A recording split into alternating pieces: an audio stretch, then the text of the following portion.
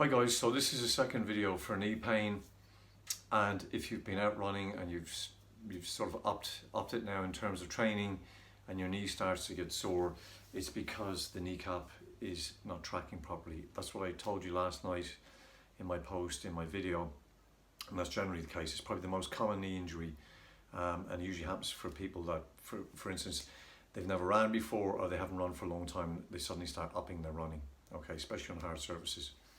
So there's a couple of things you can do. First thing, you need to stop running and you need to pare it back and do something else, maybe cycling, something less weight bearing, because this is the biggest weight bearing joint in the body, and it's pretty unforgiving when that starts to happen. The second thing is the way the leg is designed. You've got four muscles on the front, the quads that wrap in around the kneecap, and then you've got your hamstrings underneath, which are three muscles. So in the leg, very often what will happen is this will dominate at the front, and you get like a snapping motion from these four muscles because they're going to dominate, and you get the patella being pulled all over the place, and that's what's going on. So really, there's a couple of things we need to do. We need to really stretch these out, and I showed you the stretch last night for it. I'm going to show you soft tissue work here now as well.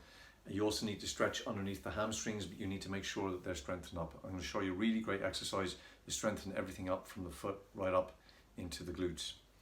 So what I would do is, so I'm just going to push this back a little bit. So just above the kneecap, what you're going to do is you're going to pin your fingers in, your thumbs in here like this, and then what you're going to do is you're going to draw your heel back towards, let's say, sitting in a chair like this, okay?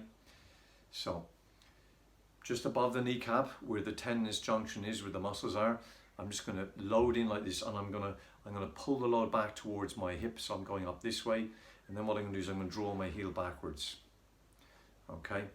So back in again. So basically what I'm doing is I'm loading in, and then I'm bringing my heel back like this. So this is lengthening the quads, but I'm lengthening it right up to where my thumbs are loading, and I'm going to move up the muscle group more into the center, because this is really kind of where they will come in and attach down here. So I do this a couple of times. Okay, so that's really going to loosen up the tissue that wraps in around the kneecap. That's the first thing you're going to do. Other than that, I'll be putting some ice on it if it's a bit sore, and then introducing some heat a day or two later.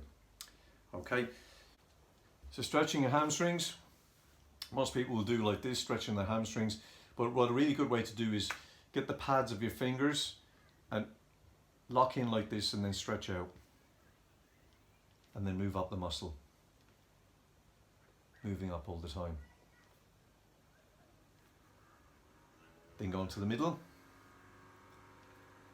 so you're segmentally stretching, and then you come inside, right inside, and do the same thing again, because there's three muscles, and segmentally stretching right out, and you can go right all the way up. These attach right deep into the ischial tuberosity, which is the bottom of your hip bone. So do that in both hamstrings, give that a go, and I'll be back with another video tomorrow. Hope that helps. Drop me an email if you want to know anything else. Chat to you soon. Take care. Bye bye.